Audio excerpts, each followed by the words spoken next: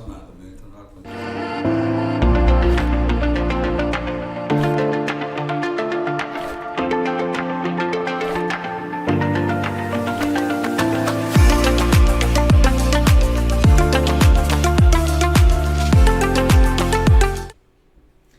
Olá, seja bem-vindo a mais um episódio da Rinosfera, o podcast aqui da Rhino Partners.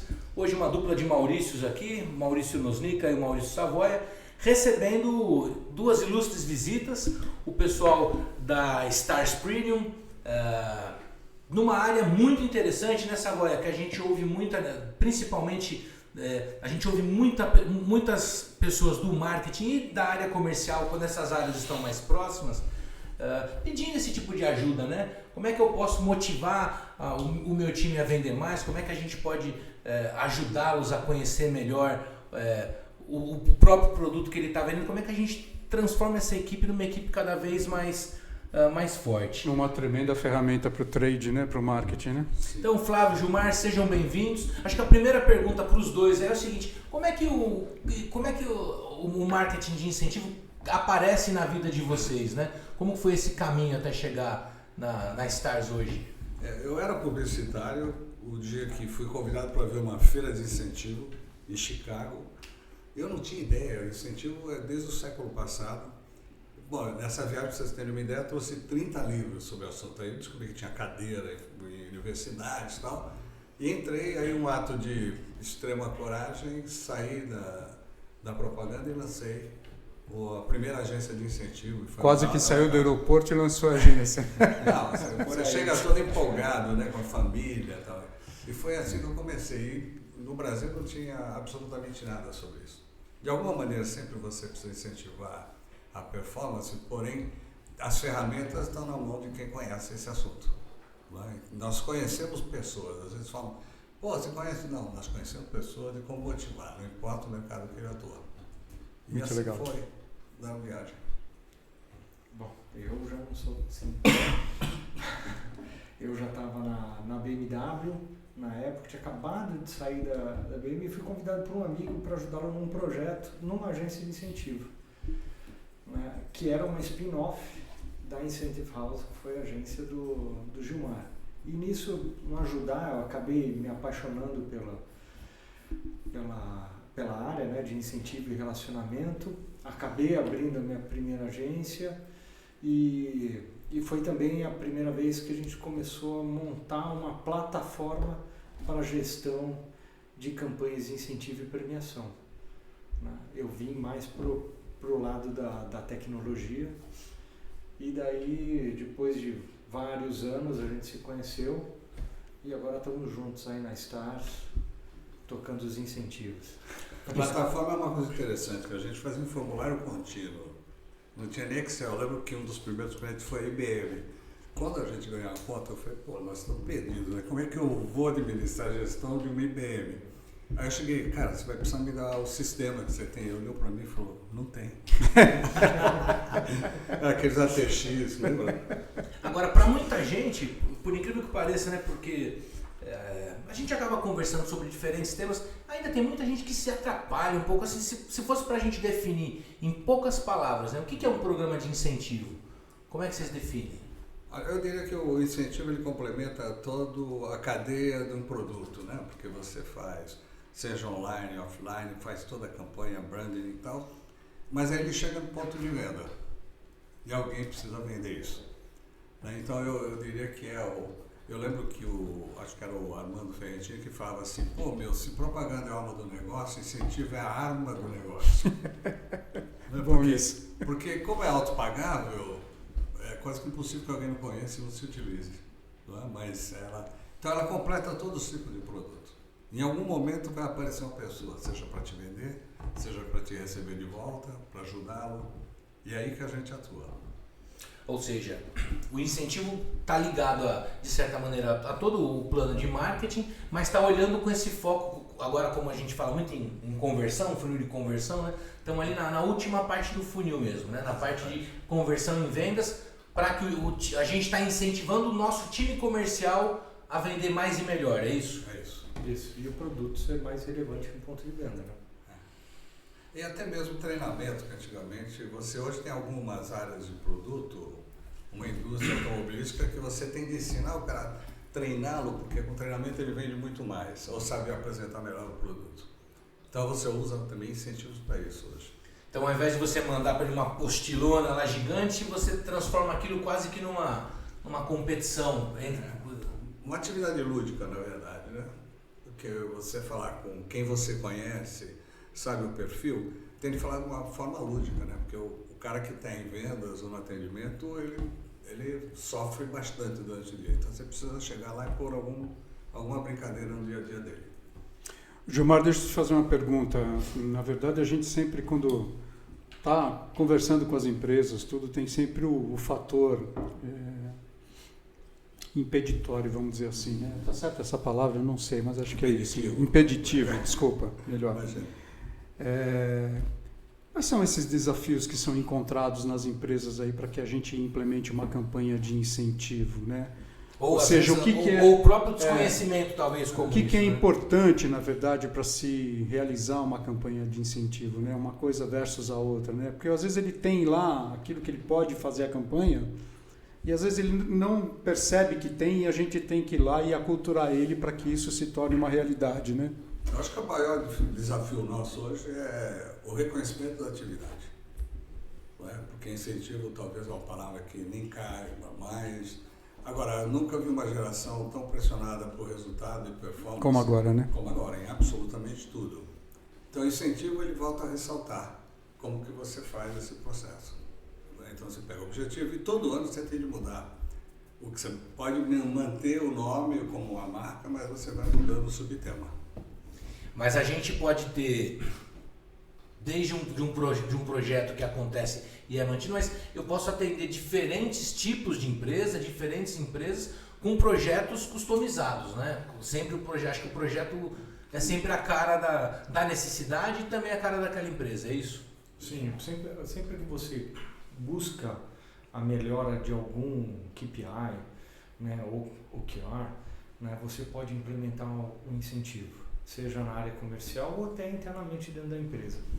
Né? E o importante é que as metas sejam factíveis, né, que seja mensurável, que a gente consiga mensurar, ter uma boa comunicação, não é comunicado.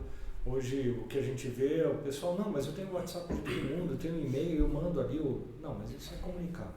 Precisa ter comunicação, né, para engajar o pessoal, motivar o pessoal, né, precisa ter ações de reconhecimento, para o cara se sentir valorizado por todo aquele esforço que ele está colocando extra para... Isso tem que ser alimentado, né? Em todos os sentidos. Né? E ter, no fim, claro, recompensas aspiracionais. Né? Pode ser um produto físico, pode ser um vale-presente, pode ser uma viagem, que é o que a gente... uma das coisas que a gente mais sugere em premiação, né? Isso que eu ia perguntar. Vocês sempre falam isso pra gente aqui. No fundo, é tudo sobre pessoas, né? Sempre. Então, assim, qual que é a importância de conhecer um pouco, né? Pelo menos um mínimo desses colaboradores para quem vai ser esse programa e quais são os tipos de recompensa, além das viagens aí, que normalmente vocês já sabem que tem um sucesso maior de conversão? É até interessante...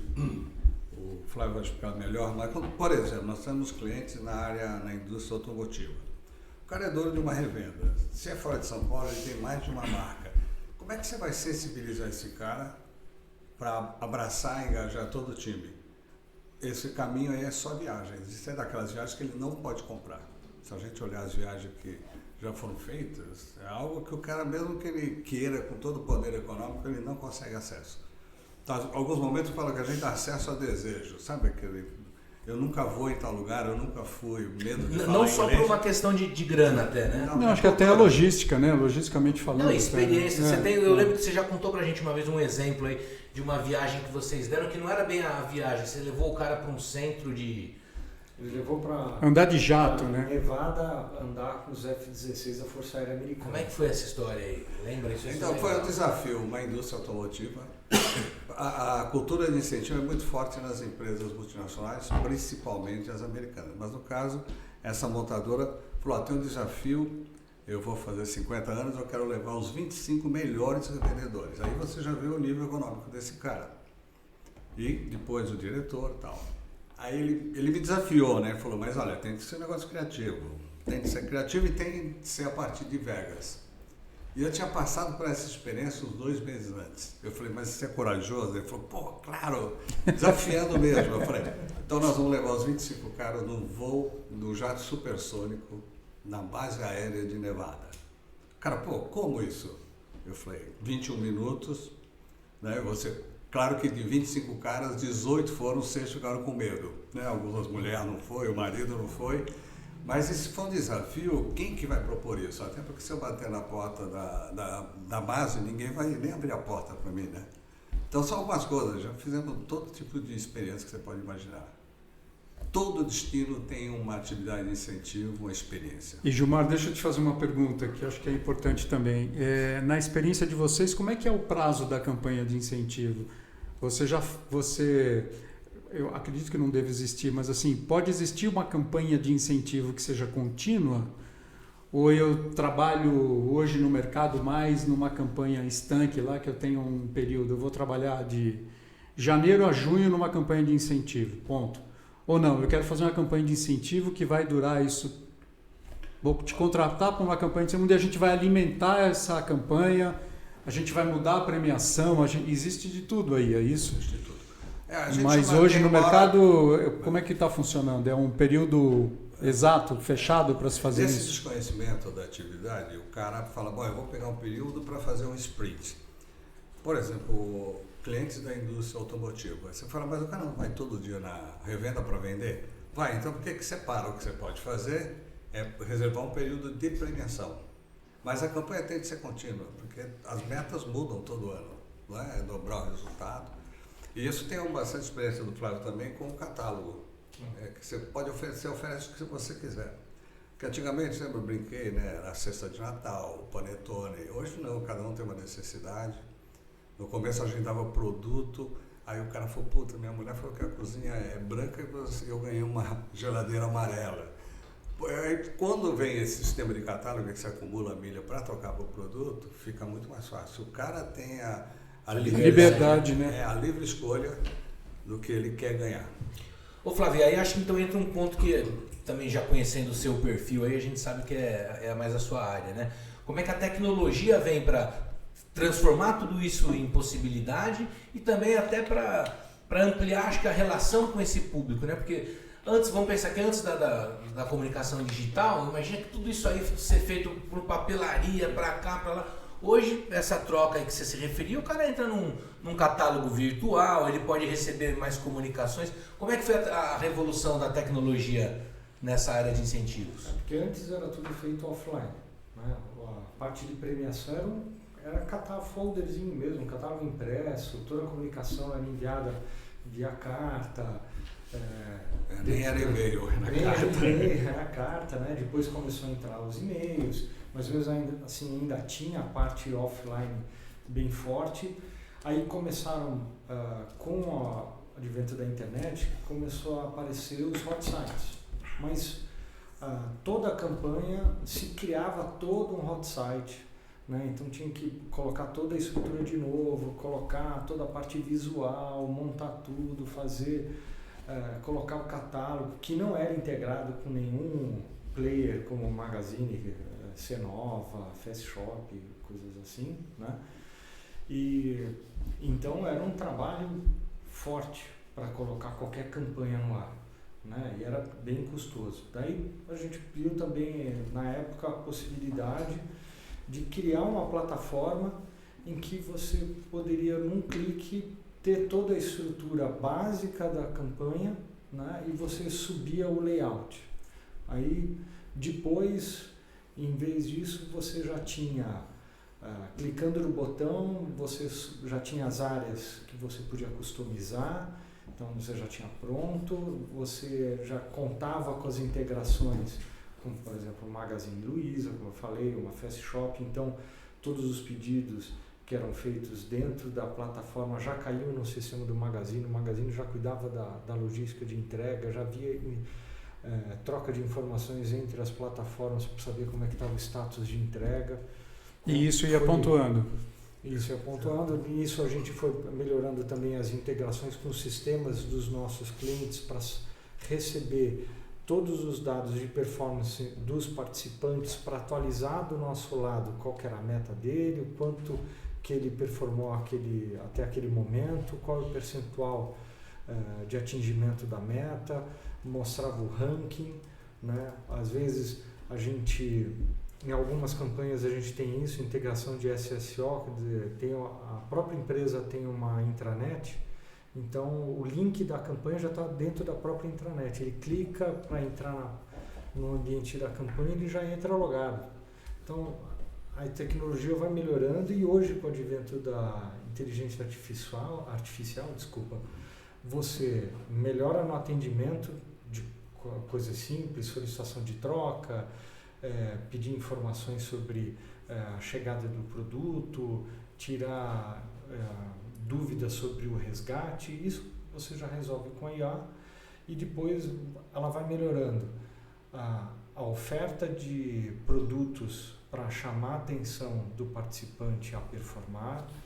Você vai ter aí análises em cima da performance dele para você saber se ele vai crescer dentro da campanha ou não, que daí você pode mandar para o gestor, para o seu cliente, gestor, olha, esse público aqui acho que precisa ter um acompanhamento um pouco mais de perto, porque está caindo a performance. Não está performando, né?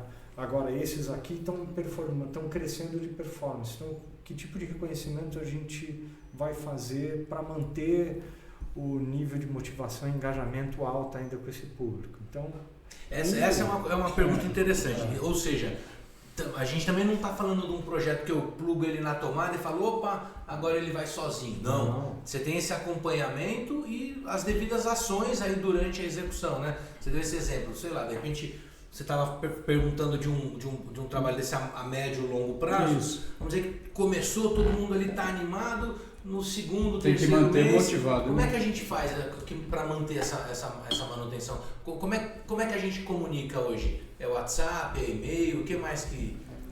WhatsApp, e-mail, pela própria plataforma. Hoje já temos um aplicativo de incentivo?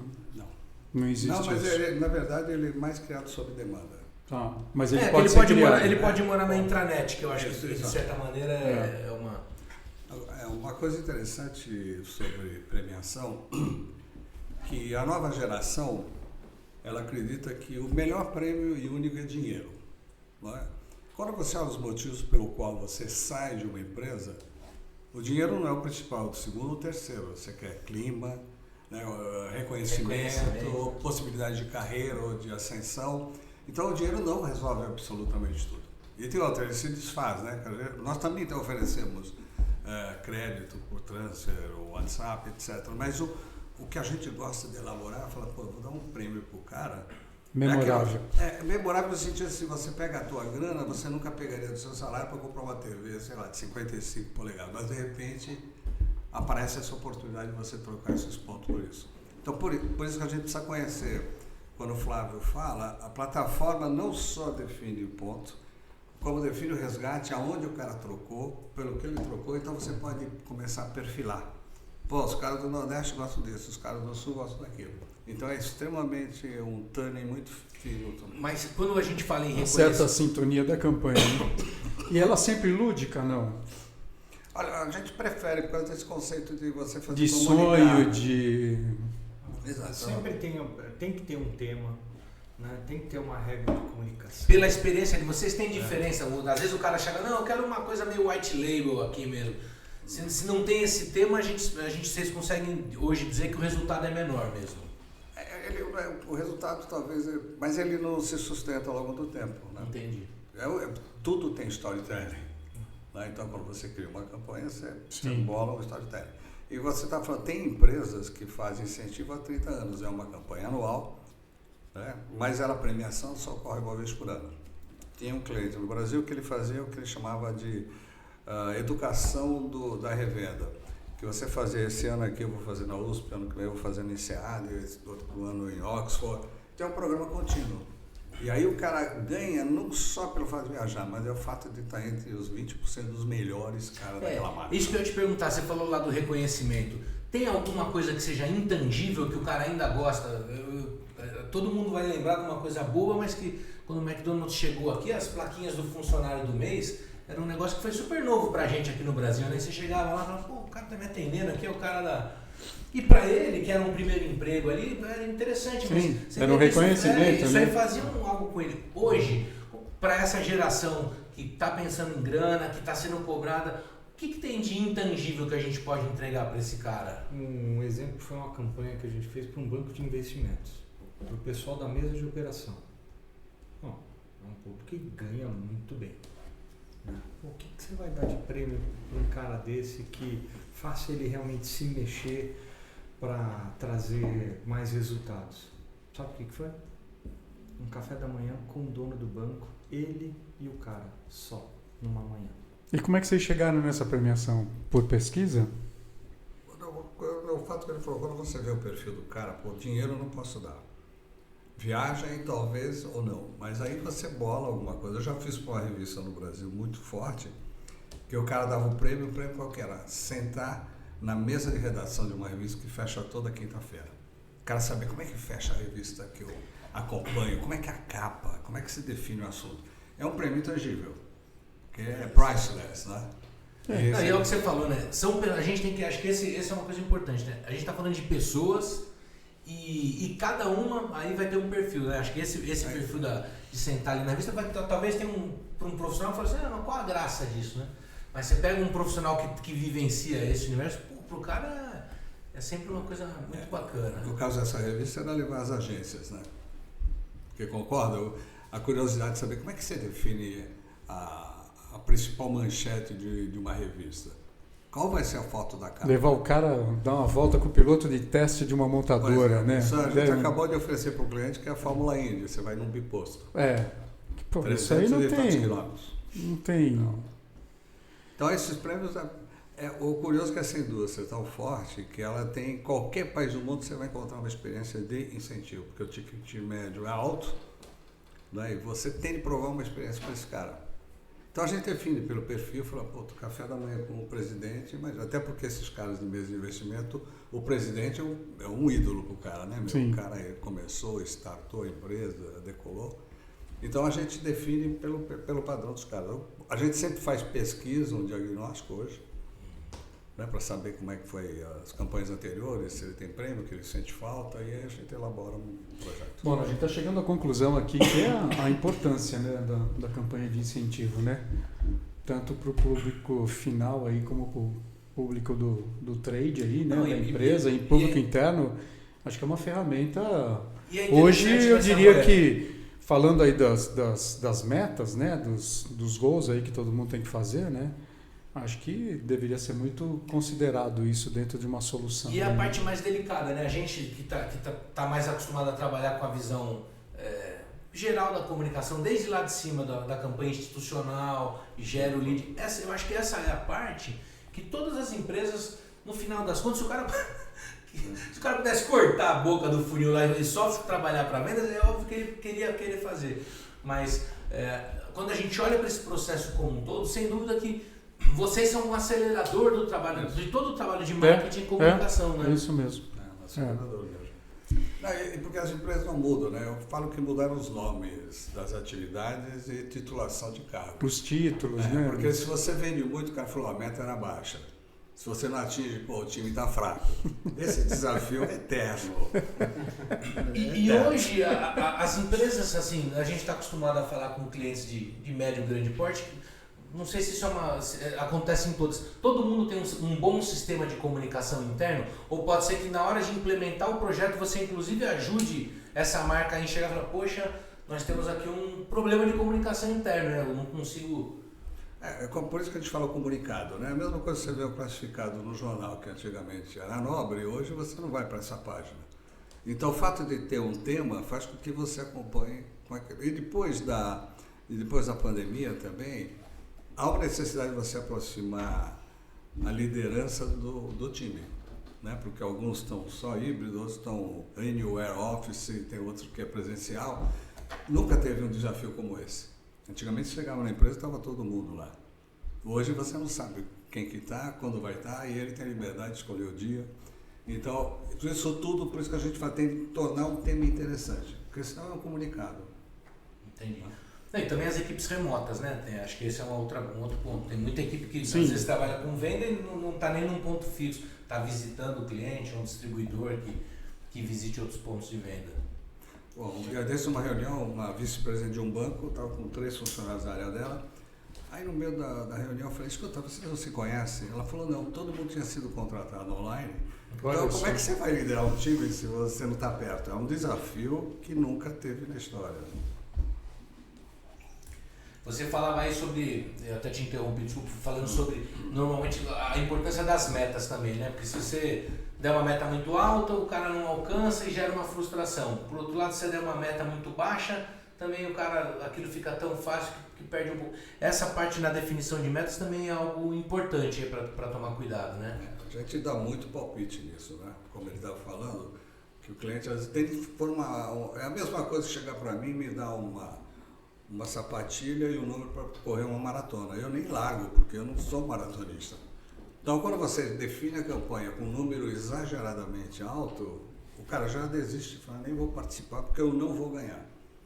Então, você tem que ficar modulando isso. E como é autopagável, a campanha ela se adequa a isso. A gente prevê a verba em função de um resultado. E o cara só ganha quando tem resultado.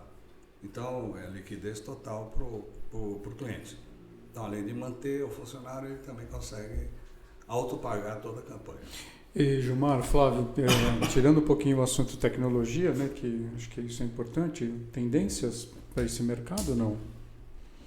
O que vocês estão vendo aí como tendências aí futuras aí para esse mercado de incentivo?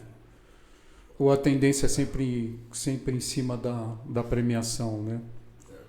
Flávio fala melhor sobre isso.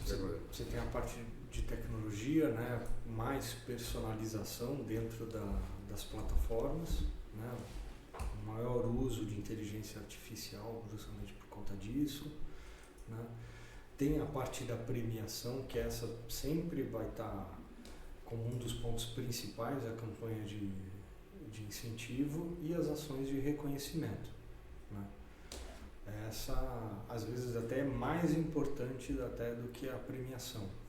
Então a gente sempre tem que estar nisso.